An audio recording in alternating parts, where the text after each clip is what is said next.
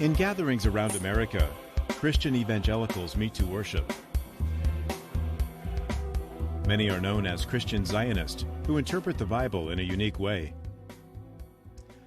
Christian Zionism, or as it's also called, dispensationalism, believes that the Jewish people from throughout the world must all return to the Holy Land.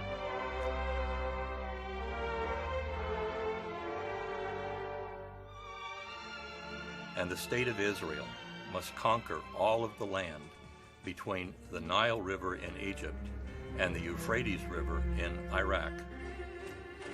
They must blow up the mosques on the Temple Mount in Jerusalem. And for 3.5 years, after they have rebuilt their temple and reestablished the Levitical practices of animal sacrifice, for 3.5 years they will worship the Antichrist.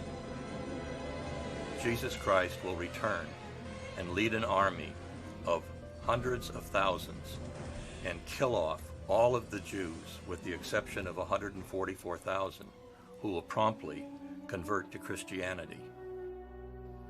A second element is the belief in the imminence of tribulation, part of an end-time scenario in which the human race itself will be destroyed in a holocaust, inevitably involving nuclear war.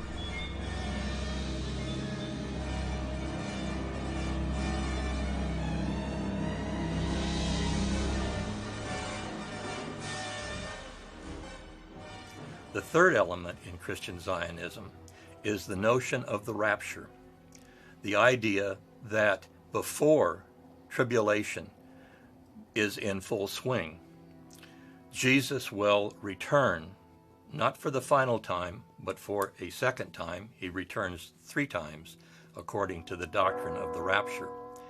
And he will lift from the earth all of the born-again true Christians. The living and the dead who are born again will be whisked up to heaven, where they can watch the destruction of the earth from bleachers in the sky.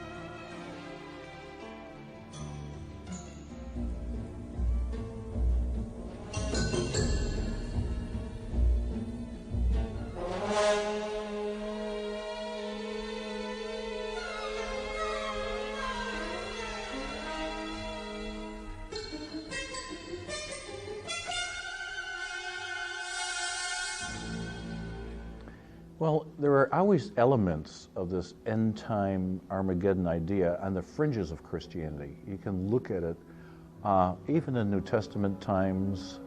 There is a takeoff from the apocalyptic texts and the theology, which was popular in Jesus' time. But it never was central. And Jesus, we know, downplayed it, as did Paul and others. But it remained an element of people wanting to know how the last days are going to be resolved. Often it would pop up at a millennial year. So you can go back in church history. I've done a little bit of this. In the year 900, in the year 1000, there was a lot of emphasis on the return of Jesus in the end times. In the year 1800, it was a very popular year because there was a lot going on in the world. The American Revolution, the French Revolution had just taken place.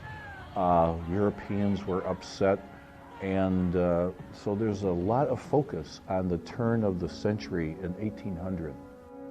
And shortly after that, a lot of writing and theology developed around the idea of the end and predictive prophecy. And one fellow who caught it a little bit later is this John Nelson Darby, who broke away from the Anglican Church. And he was in a Bible study meeting, and a woman was caught up with a spirit, and she began to speak about the books of Daniel and Revelation as prophesying the end and claiming, I've had a word from the Lord that we are in the last days and Jesus is about to return. This had a huge impact on a few people who were in that room who saw her as a prophet. And they began to form some prophecy conferences. A former parliamentarian was there and sponsored them at his estate. Darby got involved in this, John Nelson Darby, this breakaway Anglican, and he began to do Bible study, and he systematized that movement in a series of writings. And he was very bright. He was a Greek scholar. He knew the New Testament and studied it in Greek. He knew Hebrew. But what he did was he actually tried to create a logical connection between what he saw as Jesus taking people literally into the clouds from 1 Thessalonians 4, so he invented the doctrine of the rapture. Some claim he got it from others, but what we know, he invented that. In the post-Civil War era, the Second Great Awakening, many evangelicals were converted to this teaching by Darby, who made 6 missionary journeys and became very popular in those Bible and prophecy conference movements after the Civil War era. John Nelson Darby in the 1830s was an Irishman who had an epiphany that he alone could decipher the meaning of the Bible.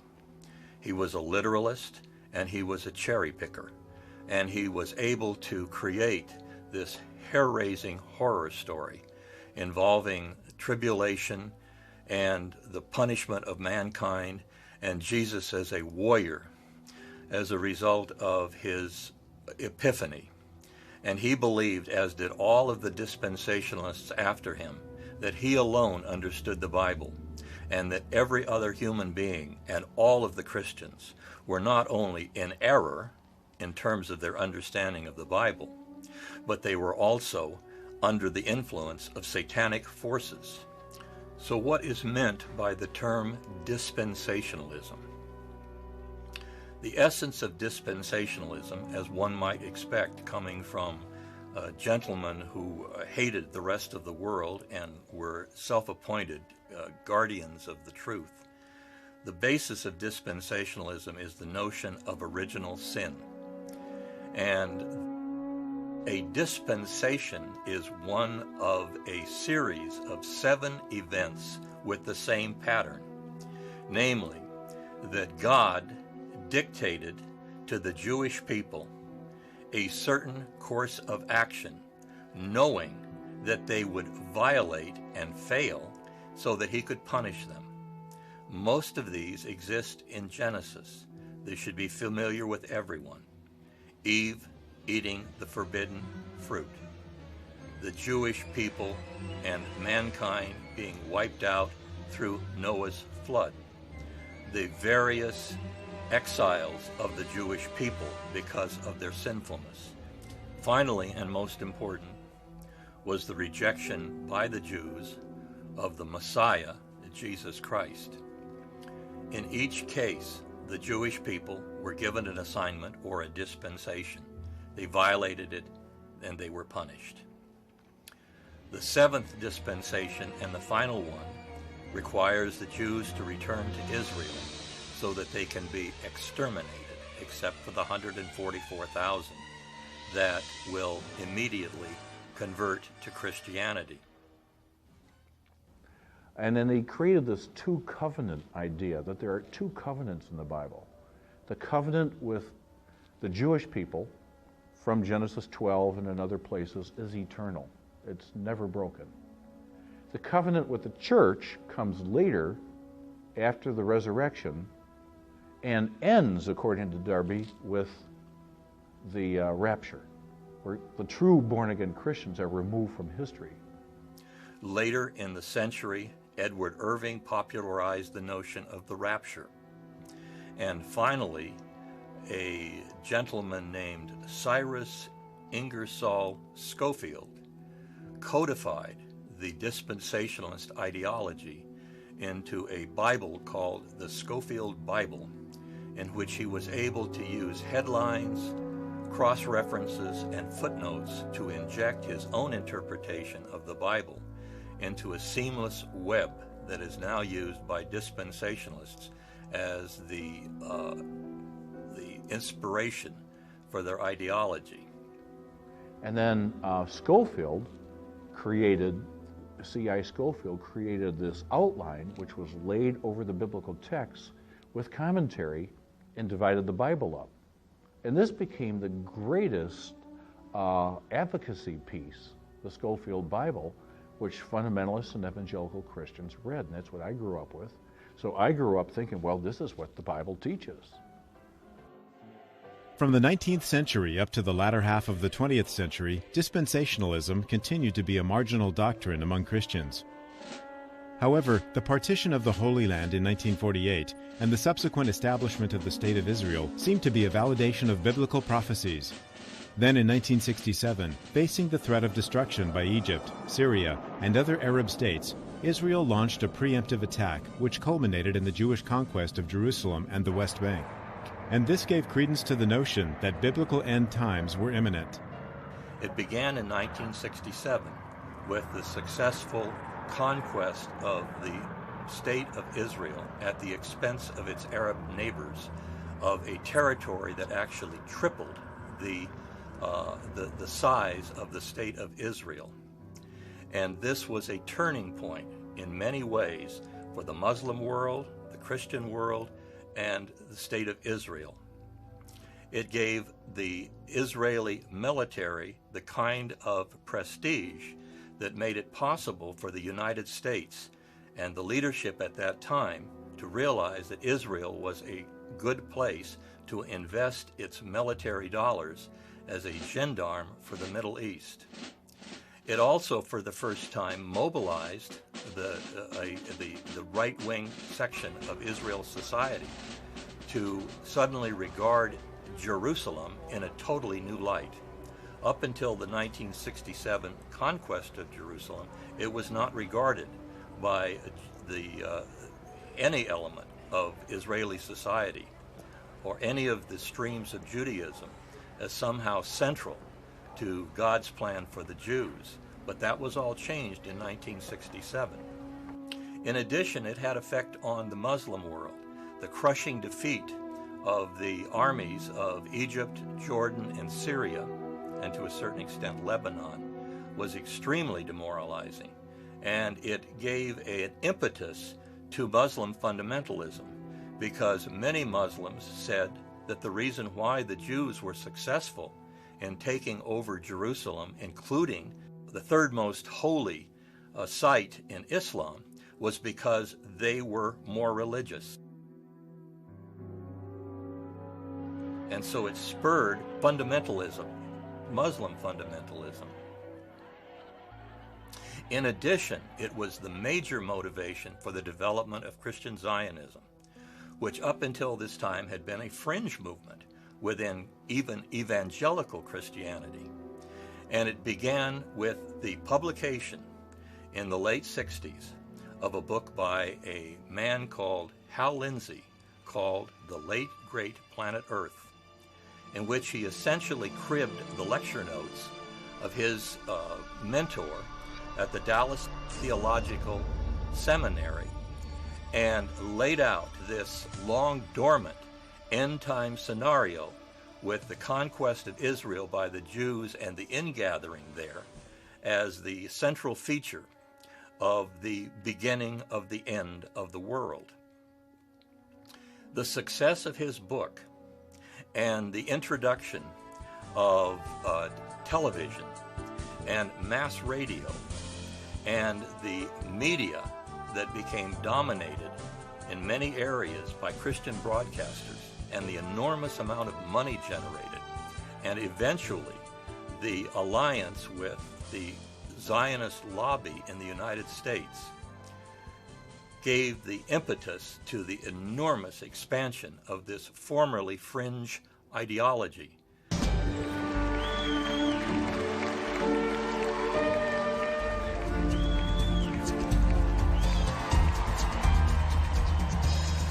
On February the 7th of this year, over 400 of America's foremost Christian leaders met at Cornerstone Church in San Antonio and unanimously agreed to come to Washington, D.C. for one reason, and one reason alone. And that was to stand up and speak up for the state of Israel.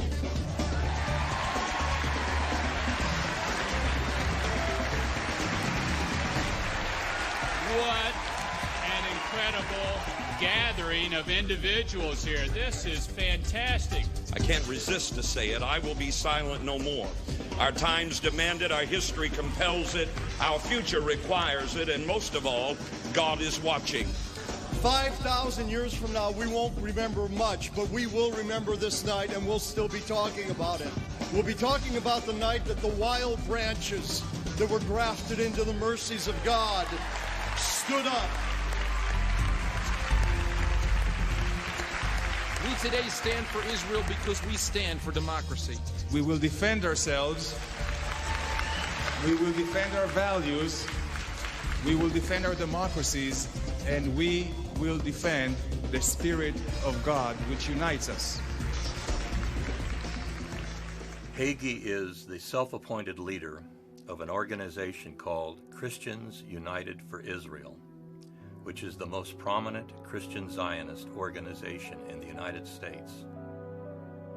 John Hagee and the Christians United for Israel has an enormous amount of political clout, as we so see. Joseph Lieberman likened John Hagee to Moses. At the recent Christians United for Israel, or CUFI conference in Washington, D.C., a panoply of Republican and Democratic politicians praised the work of Hagee and CUFI, and even George Bush presented his approval through a live telecast. This organization has an enormous amount of power. Christians United for Israel was created, I believe it was in July 2005. It was launched with their first conference in Washington, D.C. But there's a history to it. It goes back to the moral majority in the late 1970s, and several pro-Israel organizations that grew out of that, like Stand for Israel and many others. And Hagee had for many years in his San Antonio megachurch, Cornerstone Baptist, held nights to honor Israel. He's a dispensationalist. He believes all this centrality of Israel kind of theology. He has raised millions of dollars, some of which is diverted to illegal Israeli settlements. So he has, I think, been kind of courted by some of these right-wing pro-Israel Christians and the pro-Israel Jewish lobby, AIPAC, to be the spokesperson and the founder of this new movement, Christians United for Israel. First, Christian Zionists believe that Christians have a primary obligation above all else to support the policies of the State of Israel, to support its occupation of Palestinian land, to support it as a ethnically pure racist state which discriminates against the large minority of Arab Israeli citizens, much as Mississippi discriminated against black people under Jim Crow. It also supports the expansionist policies of Israel as a military state. And there is virtually nothing that Israel can do that the Christian Zionists are not willing to support. In fact, they are more Zionist than the Zionists. Pat Robertson, probably one of the most prominent televangelists and a Christian Zionist, actually suggested the general and the later Prime Minister, Ariel Sharon, was stricken with a terminal coma because he defied God by evacuating a number of Jewish settlements from Gaza. So the first element in Christian Zionism, and what gives it the name Christian Zionism, is its unqualified support for Israel. Which they get from the pro-Israel Jewish lobby, AIPAC. So if they want a war in Iran, then they're going to mobilize Christians.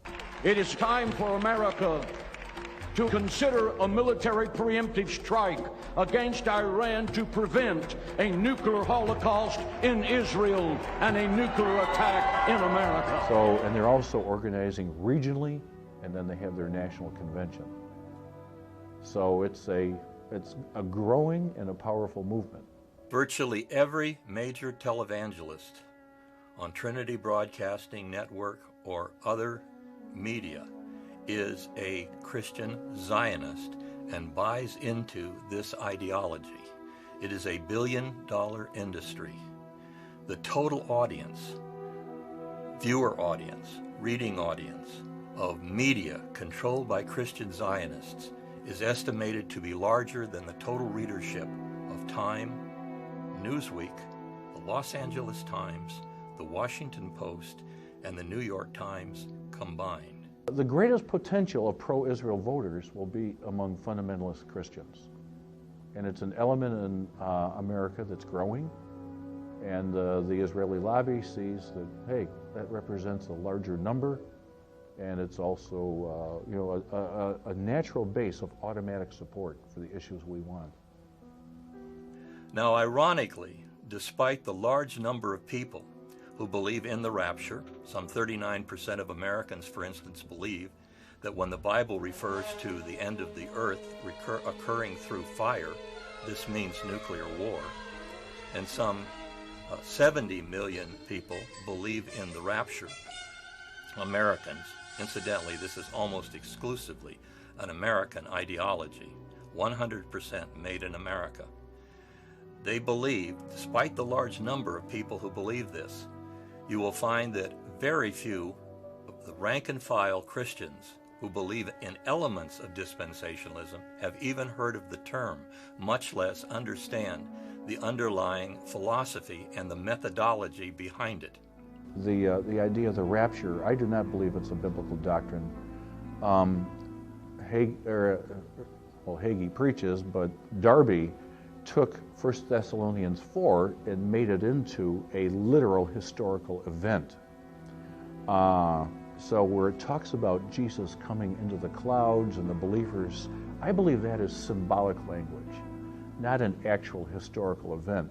But when you look at where it takes you, it forces Jesus into a double second coming. Jesus has to come in the clouds to remove the church, then Jesus has to come back again. That's not biblical.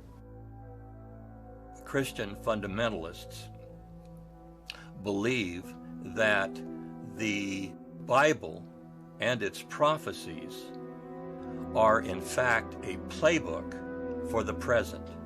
In other words, the prophets of the Bible, Ezekiel, Jeremiah, and Isaiah, were not simply social critics at the time, warning the Israelites of their evil ways in order to attempt to correct them, as all traditional Bible scholars see it, but that somehow those prophecies fell into a 2,000-year-old time warp, and were simply waiting for Pat Robertson and John Hagee and Jerry Falwell to come onto the scene and apply those prophecies to current day events and the eventual and imminent end of the world.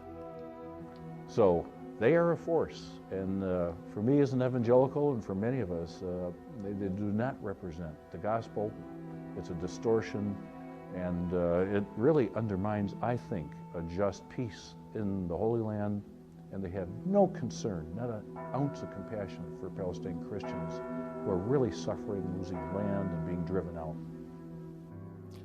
Now, wouldn't one expect that the Zionist movement in the United States would be opposed to Christian Zionism, both because of the fate that it dictates for the Jewish people, but also because of its ideology, which traditionally, going back to Darby, has believed and put forward unequivocally that God created Christians and Jews to take different paths through their history. The Jews were to take an earthly path, and the Christians were to take a heavenly path. And Jews were never to be allowed to go to heaven unless they converted to Christianity. Obviously, the Zionist establishment in the United States is perfectly aware of the anti-Semitic content of Christian Zionist ideology. But going back as far as the late 1970s, when the State of Israel reportedly gave Jerry Falwell his personal Lear jet, the Zionist establishment has realized the value of Christian Zionism despite the essential anti-Semitism of its ideology. To Jewish Zionists, the Christian Zionists are useful idiots.